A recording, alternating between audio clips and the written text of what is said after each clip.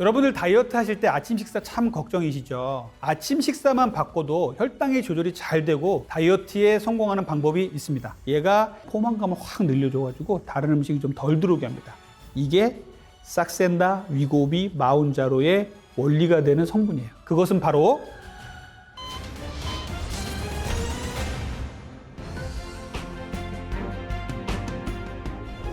제가 이제 비만을 공부하고 다이어트 전문 클리닉을 만들면서 요 4가지 음식은 절대 아침에 먹지 않겠다, 이렇게 다짐을 하는 음식이 있습니다. 첫 번째는 뭐냐면요, 시리얼하고 우유예요. 실제로 먹고 제가 혈당을 재봤을 때는 엄청나게 혈당을 많이 올리는 것이 많았습니다. 대부분 그랬어요. 과연 이 시리얼을 먹고 호랑이 기운이 날지 사자처럼 힘이 날지 한번 생각을 해 보셔야 됩니다. 처음 만들어진 건요, 금욕주의자들이 만들었다는 소리가 있어요. 성욕을 떨어뜨리기 위해서 만들었다는 소리가 있고, 그 뒤에 산업혁명이 되면서 이 노동자들을 밥 먹는 시간도 이제 아까운 거예요, 자본가들이 보기에는. 그래서 이 밥 먹는 시간을 줄이면서까지도 일을 빨리 시키고 싶은데 뭔가 후루룩 먹고 끝낼 수 있는 게 없을까 해서 나온 게 시리얼이에요. 곡물을 압착시키고 설탕을 범벅을 만들어서 여기다 우유만 부어서 먹으면 5분 10분이면 금방 먹고 다시 가서 일을 할 수 있게, 이렇게 노동자 착취의 구조로 만들어진 게 시리얼이란 말이에요. 여러분들 노동자 아니잖아요. 이렇게 노예처럼 살 필요 없잖아요. 건강하게 꼭꼭 씹어서 많은 영양소를 얻을 수 있는 음식을 먹어야 되는데 그렇지 못하다는 거죠. 바삭하게 만들기 위해서 주로 탄수화물류밖에 들어가 있지 않다는 거예요. 물론 여기에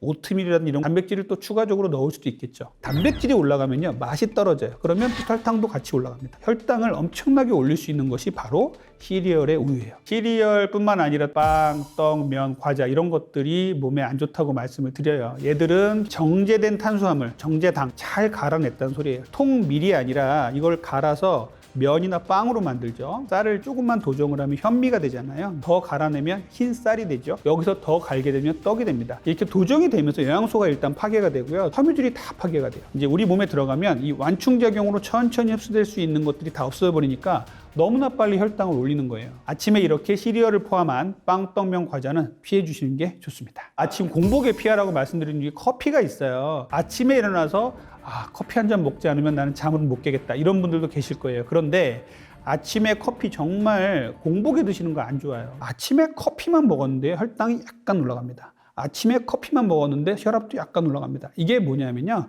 교감신경이라고 그러죠. 우리가 잠을 깨우는 목적으로 커피를 먹는 것도 마찬가지인데, 아침에 커피를 먹으면요, 편안하게 이렇게 됐던 부교감신경을 자극을 해서 교감신경이 반짝하고 올라갑니다. 그래서 잠을 깨우는 거예요. 아드레날린이라고 그러죠. 그것들이 쫙 올라가면요, 우리 몸에서 잠이 깨면서 이제 입도 좀 마르고 혈압도 올라가고 동공도 커지고 막 이렇게 됩니다. 그래서 대변도 나오고 이런 거예요. 그래서 아침에는요, 서서히 부교감신경을 누르고 교감신경이 깨어나는 시기에 이런 상태를 겪는 게 좋아요. 아침에 찬물이나 커피는 저는 좀 피했으면 좋겠다고 말씀을 드려요. 그런데 나는 아침에 커피 한 잔 안 먹으면 잠이 안 깨고 화장실 가기도 힘들고 이런 분들 계세요. 이런 분들은요, 디카페인 커피 드세요. 아침에 식사를 다 마치고 식후에 디카페인 커피 하나 드시면요, 대장 운동이 디카페인 커피도 활발하게 합니다. 클로로겐산이라는 게 들어가 있어서 활발하게 하면서 대변을 볼 수 있어요. 아침에 수프, 누룽지, 미숫가루 이렇게 목 넘김이 쉬운 음식들 먹는 거 괜찮을까요? 많이들 물어보시는데 저는 절대 하지 말라고 하거든요. 목 넘김이 쉬운 음식들 좀 조심하셔야 돼요. 이렇게 목 넘김이 쉬운 음식을 우리는 유동식이라고 합니다. 우리가 위장관계 수술을 하신 분들은 처음에 수술을 하시고 나면 물 먹고 그다음에 미음 먹기 시작해서 죽을 먹고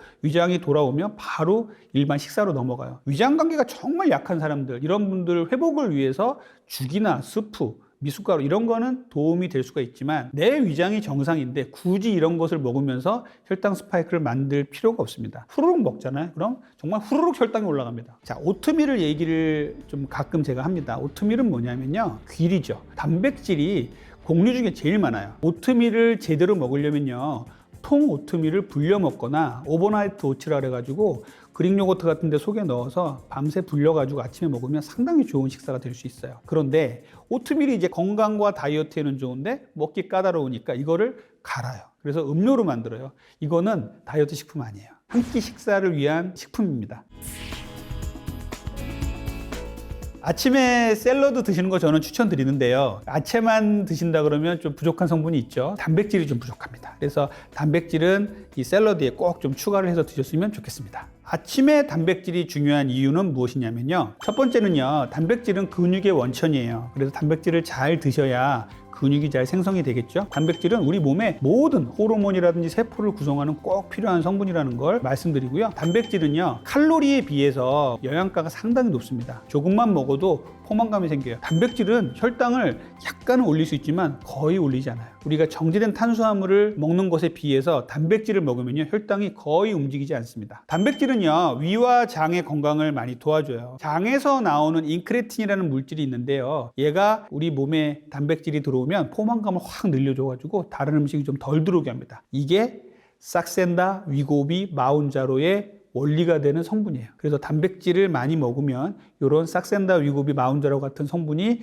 몸에서 생겨난다, 이렇게 생각해 주시면 좋을 것 같습니다. 단백질 그러면은 고기 부담스러워, 아침에 고기를 구워 먹으라고? 막 이렇게 생각하시는 분들 계신데 그거 아니에요. 우리 몸을 편안하게 하면서도 건강에 도움이 되는 단백질이 있습니다. 아침 공복에 추천하는 다이어트 식품 3가지가 있는데요. 그 중에 첫 번째는요, 역시 달걀입니다. 비타민 C하고 섬유질만 빼고 모든 영양소가 다 들어있다. 그리고 탄수화물 함량이 아주 낮기 때문에 혈당도 올리질 않아요. 오히려 떨어뜨리게 하는 성분도 있기 때문에 아주 좋은 성분이 될 수 있고요. 달걀의 주요 성분 중에 좀 주목을 해야 될 성분이 있어요. 콜린이라는 성분이 있습니다. 콜린은요, 뇌 기능을 활성화시켜요. 치매 환자에게도 좋고요, 수험생에게도 좋은 거예요. 또 이 콜린은요, 체지방을 분해하는 성분입니다. 그래서 콜린이 다이어트에도 좋은 거예요. 계란 많이 드세요 그러면은 콜레스테롤 걱정하시는 분이 너무나 많아요. 계란은 참 신기해요. 이 계란 노른자 속에 콜레스테롤 높은 성분이 있잖아요. 또 콜레스테롤을 낮추는 성분도 있습니다. 그래서 너무 두려워하실 필요는 없고요. 콜레스테롤 걱정을 안 하고 약도 안 먹는 사람이다 그러면 하루에 2-3개 정도는 충분히 드셔도 됩니다. 고지혈증이 있어서 콜레스테롤이 높은데 약을 먹고 계신다, 이런 분들이 있다면 하루에 2개 정도 괜찮아요. 왜냐하면 약을 먹고 있기 때문에 콜레스테롤을 떨어뜨리고 있어요. 그렇기 때문에 그 부분도 그렇게 걱정 안 하셔도 됩니다. 문제는 콜레스테롤이 높은데 먹는 거로 그냥 조절을 하시는 분이에요. 약 안 먹고 이런 분들이 계시다면 하루에 계란 1개 정도만 드세요. 두 번째 아침에 추천드리는 음식은요, 콩류예요. 콩은요, 식물성 단백질 중에 최고입니다. 콩에도 약간의 당 성분이 있는데 콩은 주로 식물성 단백질이 많아요. 당 성분도 저항성 전분이라 그래서 좋은 당 성분입니다. 콩을 이제 조리를 하면은요, 두부를 만들 수가 있죠. 비지도 만들 수가 있죠. 무가당 두유를 만들 수가 있습니다. 그리고 낫또도 먹을 수가 있죠. 청국장도 먹을 수가 있죠. 그래서 다양하게 먹을 수 있기 때문에 저는 콩 정말 많이 추천드리거든요. 세 번째는 그릭 요거트 많이 추천드려요. 무가당 그릭 요거트 많이 추천드리는데요. 우유를 갖다가 오래 두면요, 이렇게 분리가 됩니다. 맑은 것이 유청이라고 하는데요. 유청에 이제 단맛 나는 성분도 있고 알레르기 성분도 있는데 얘를 덜어내고 만드는 거예요. 얘가 장점이 뭐냐면요, 조금만 먹어도 유단백 함량을 많이 먹을 수가 있어요. 좋은 단백질 섭취원이 됩니다. 그릭 요거트는요, 무가당으로 잘 고르셔야 돼요. 탄수화물 함량이 10g 이하짜리, 5g 이하짜리 낮을수록 좋은 거고요. 지방 함량도 너무 높은 거 구하지 마시고요. 3g 정도 이하로 고르시면 좋겠습니다. 밤샘 근무나 심야 근무를 하시는 분들께 아침을 어떻게 먹으면 좋겠냐라는 질문을 많이 받습니다. 밤낮이 바뀌고 이러기 때문에 다이어트가 정말 쉽지 않죠. 근데 이런 분들은 일을 마치고 들어와서 아침에 그냥 자는 분도 계시지만 아침을 뭘 먹으면 좋을까 해서 제가 이제 항상 생각을 하고 조언을 많이 드리는데, 아침에는 조금 피로도 풀어주고 활력을 좀 주는 식사가 좋잖아요. 찐달걀이나 스크램블을 먹는다, 이런 거 좋은 거고요. 또 무가당 그릭 요거트에다 블루베리 같은 거 섞어 드시면 아주 간편하게 먹을 수 있어요. 통밀빵에다가 올리브유 같은 걸 찍어서 드시면 좋은 식사가 될 수 있습니다. 토마토에다가 모짜렐라 치즈 같은 거 같이 얹어서 드시면 상당히 좋거든요. 원래는 마지막 식사한 뒤에 4시간 뒤에 주무시라고 말씀드리는데, 밤샘 근무한 분들한테 그렇게 말씀드리면 너무 가혹한 거니까 최소한 1-2시간 뒤에 주무실 수 있는 분이라면 아침을 간단하게 드시는 건 괜찮고요. 나는 굶어도 괜찮다, 이런 분들은 아침에 들어와서 바로 주무시고 깨어나신 다음을 아침이라고 생각하시고 그때 제가 말씀드린 아침에 좋은 계란이라든지 그릭 요거트 이런 거를 충분히 드시면 좋을 것 같습니다. 제가 진료실에서 정말 많이 받는 질문이에요. 저는 적게 먹는데 왜 살이 찔까요? 아무리 적게 먹어도 내가 살찌는 이유에 대해서 말씀드릴게요. 많이 안 먹는데도 살찌는 이유의 첫 번째 이유는요, 아무 때나 먹는 습관이에요. 우리 몸에 인슐린이 나오면 살이 찌잖아요. 그러면은 인슐린이 나올 계기를 적게 만들어줘야 됩니다. 하루 3끼 먹으면은요, 인슐린이 3번 나왔다가 쉬는 거예요. 식사와 식사 사이에도 쉬니까. 그런데 아무 때나 막 먹어요. 인슐린도 얘가 이 규칙성이 있기 때문에 내 주인 이 몸이 아침 7시에 밥을 먹고 1시에 밥을 먹고 저녁 6시에 밥을 먹는 사람이다. 그러면 이때 나올 준비를 했다가 딱 나오고 끝납니다. 그런데 또 탄수화물이 들어왔네. 인슐린이 또 나와요. 야식도 또 먹었네. 그러면 또 인슐린이 또 나와요. 그러다 보니까 얘가 언제 나올지 모르고 어떤 때는 미리 나와서 기다릴 때도 있는 거예요. 그러다 보니 인슐린이 점점점 많아집니다. 쓸모없는 인슐린이 많아지는 걸 우리는 인슐린 저항성이라고 얘기해요. 이것을 만드는 가장 나쁜 습관이 아무 때나 먹는 거예요. 같은 양을 먹더라도 같은 음식을 먹더라도요 규칙적으로 아침, 점심, 저녁을 먹는 사람과 아무 때나 먹는 사람은 정말 다릅니다. 두 번째는요 아무 때나 자는 습관이에요. 수면이에요. 성장 호르몬이 나와서 우리 몸에 대사를 정상화시켜주고 살을 빼주는 역할을 하는데 얘의 혜택을 못 누려요. 성장 호르몬이 애들에게만 나오는 게 아니라 어른은 다이어트를 시켜주는 호르몬이라고 생각하시면 되거든요. 그래서 이렇게 10시부터 새벽 2시까지 좋은 호르몬이 나오는데 새벽 2시에 잠자는 사람들은 이 호르몬의 효과를 못 느끼고 못 취하고 그냥 주무시게 되는 거예요. 그래서 이 효과를 누리려면 밤 10시부터 새벽 2시까지는 포함해서 최소한 7시간 반 전후는 꼭 숙면을 취하자. 이 말씀을 꼭 드립니다. 그리고 세 번째는요, 스트레스예요. 현대인들에게 스트레스는 뭐 피할래야 피할 수가 없죠. 스트레스를 받고 코르티졸이라는 호르몬이 나오면은 계속 내장 지방을 계속 쌓게 되는 몸이 되는 거예요. 그런데 스트레스를 잘 관리하는 사람들은 체중 조절도 잘 되고 건강해집니다. 종교 생활이라든지 요가라든지 취미 생활이라든지 이런 걸 통해서 자기가 스트레스를 풀 수 있는 좋은 조건을 만드는 것도 중요하다고 말씀을 드립니다. 다이어트 하실 때 운동이 참 스트레스죠. 그런데 여기 하루 10분만 해도요 1시간 정도의 운동 효과를 낼 수 있는 운동이 있습니다. 그것은 바로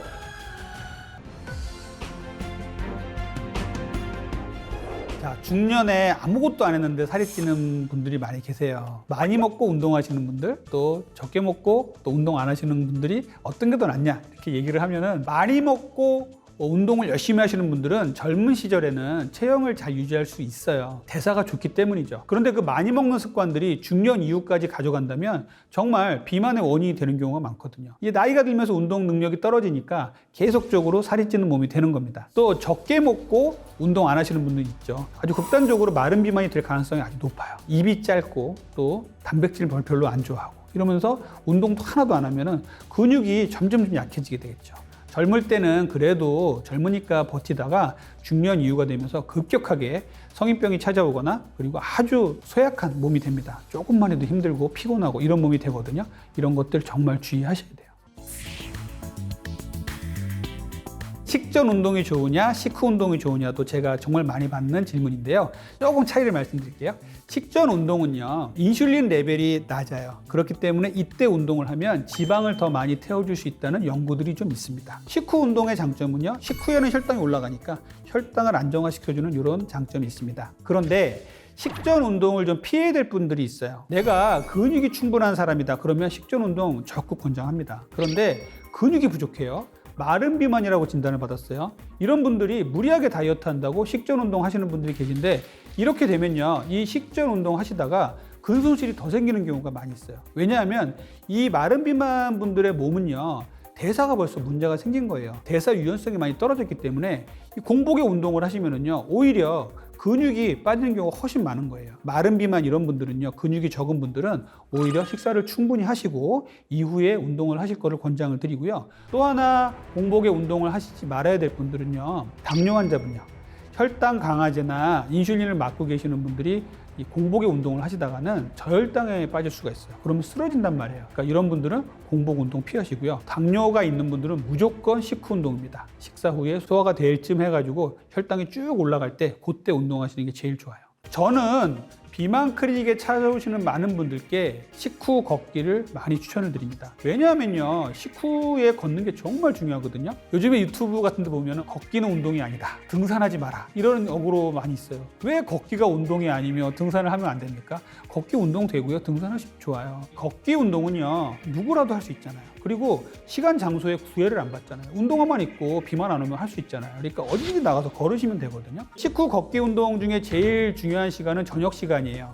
저녁에는 주로 우리가 활동을 안 하고 저녁 식사 후에 소파에 누워서 TV 보다가 스르륵 잠드는 분들 너무 많죠. 그래서 저녁에는요, 점수도 딸 겸 설거지도 도와드리고 재활용도 하시고 이러다가 밖에 나가서 한 바퀴 돌고 오세요. 그러면은 혈당이 올라가다가 쭉 멈춥니다. 그래서 이 부분들은 제가 다 혈당 측정기를 내 몸에 부착하고 검사를 한 거예요. 혈당을 잡으면 당연히 인슐린이 적게 나오니까 살이 덜 찌게 됩니다. 그래서 걷기 운동을 하게 되면 환자분들이 혈당이 떨어지네요, 살이 빠지네요를 느끼기 시작하면은 이제 그 능력이 되시면 조금 더 강도 높은 운동을 하시는 거예요. 걷기 운동도 되고요, 내가 뛰기 운동도 되고 조깅 정도도 되고 계단 오르기도 되는 분들이 계시다면 제가 이 운동 적극 추천드려요. 하루 10분만 해도요 1시간 정도의 운동 효과를 낼 수 있는 운동이 있습니다. 그것은 바로 HIIT, 고강도 인터벌 트레이닝입니다. 여러분들 헬스클럽에 가시면 나는 그냥 걷고만 있는데 옆에 있는 분이 막 뛰다가 또 몇 분 후에 또 걷다가 또 막 뛰다가 걷다가 몇 분 하고 또 내려가서 다른 운동해요. 이런 분들 보시죠. 이게 바로 HIIT입니다. 고강도 인터벌 트레이닝이에요. 얘의 장점은 뭐냐면요, 불완전한 휴식을 하고 최고로 강도를 끌어올리는 운동을 하고 이거를 반복하면서 거의 한 5분에서 10분만 해도 30분 이상 운동을 한 효과를 보인다고 되어 있습니다. 애프터 번 효과라고 있어요. 고강도 인터벌 트레이닝을 10분, 15분 한 다음에 쉬어도 거의 반나절 이상의 지방을 태워주는 몸의 대사가 일어나더라 라는 연구들이 많습니다. 진화를 얘기하면서 이 얘기를 많이 했었어요. 구석기 시대 때 우리 조상들은요, 가만히 먹고 놀고 쉬다가도 먹잇감이 나타나면 막 뛰어야겠죠. 맹수가 쫓아오면 막 뛰어야겠죠. 그러다가 맹수가 멀리 도망가거나 먹잇감이 잡히거나 그러면 또 편안하게 쉬다가 또 갑작스럽게 뛰다가 이거를 반복했단 말이에요. 근데 우리 현대인들은 아침부터 저녁까지 편안한 하루가 되죠. 자가용 타고 출근해서 엘리베이터 타고 올라가서 사무직 일을 하다가 저녁에 퇴근해서 잔단 말이죠. 이렇게 되니까 대사가 완전히 망가지는 거예요. 이거에 있어서 구석기 시대에 우리 조상들의 근본적인 운동 형태로 돌아가자라고 나온 것이 바로 HIIT입니다. 그래서 이 운동의 장점은 애프터번 효과로 인해서 지방을 어마무시하게 태울 수 있다는 것, 어떤 운동에도 접목할 수가 있습니다. 제자리 뛰기에도 할 수 있고요, 그리고 고정식 자전거 타기, 그다음에 달리기, 조깅, 계단 오르기 같은 것도 다 이용할 수가 있어요. 그래서 여러 가지 운동에다가 접목할 수 있다는 게 중요하고요. 걷기가 이제 좀 되는 분이에요. 그리고 약간 내가 좀 빨리 걸어도 되는 분이라고 한다면 가볍게 뛸 정도의 운동이 되거든요. 운동이 될 정도의 강도를 얘기할 때 항상 얘기하는 게 뭐냐면 옆 사람과 대화는 가능하지만 노래는 못할 정도라고 얘기를 합니다. 이 정도의 강도로 하는 거죠. 그래서 걷기를 한다 그러면은 1분 정도 걸을 때는 보통 속보로 러닝머신의 속도를 보면 이제 5 내지 6 정도로 쭉 이제 걷다가 이제 강도를 높여서 7 정도의 걷기로 빨리빨리 걷는 겁니다. 1분 정도를. 그랬다가 다시 5 정도로 또 천천히 걷고, 요것들을 10분에서 15분 정도만 하셔도 우리 몸이 아주 건강해진다는 것이에요. 요 걷기에도 이 고강도 인터벌 트레이닝을 적용할 수 있다는 부분도 꼭 기억해 주셨으면 좋겠습니다. 자, 몸을 가볍게 만드는 최고의 생활 습관 3가지는요. 앉아있지 말고 움직이자는 거예요. 자, 우리 현대인들은 너무나 많이 앉아있습니다. 그래서 의자병이라는 이름까지도 붙일 정도로 너무나 많이 앉아있어요. 오래 앉아있는 시간을 줄이는 게 다이어트와 건강을 위해서 상당히 중요합니다. 두 번째는 당독소 줄이기예요. 당독소는요, 굽거나 튀긴 음식이 상당히 많습니다. 삶거나 데친 음식, 수비드 같은 음식들을 주로 드시는 게 좋겠고요. 당독소를 저감하는 생활 습관을 많이 기르시길 바래요. 세 번째는요, 간헐적 단식이에요. 잠자는 시간과 식사 시간, 공복 시간과 식사 시간을 딱 나눠서 공복 시간에는 물 외에는 먹지 않는 시간을 만든 겁니다. 아침을 굶는다고 나는 간헐적 단식을 했어 라는 사람들이 종종 있습니다. 이거 아니에요. 아침을 굶는 건 그냥 굶는 거고요. 간헐적 단식은요, 계획성 있게 자기 의지를 가지고 하는 겁니다. 아침 7시부터 저녁 7시까지 식사 시간이라 그러면 저녁 7시부터 아침 7시까지는 물 외에는 아무것도 먹지 않는다. 그럼 12대 12 간헐적 단식이 성공하는 거예요. 그럼 여기서 더 나아가서 14대 10, 16대 8까지 공복 시간을 좀 늘려가는 거거든요. 내가 아침을 굶고 점심이나 아점을 몇 시부터 먹겠다. 그리고 저녁까지는 몇 시부터 몇 시까지 식사를 하겠다. 이거를 딱 정해 놓으시는 게 간헐적 단식입니다. 아침만 굶는다고 간헐적 단식이 절대 되는 게 아니다 라는 말씀을 꼭 드리고 싶고요. 아침을 먹고 저녁을 굶을 수도 있습니다. 내 스타일에 따라서 달라지는 거니까 무리하게 아침을 굶는다라고 생각하실 필요는 없을 것 같습니다.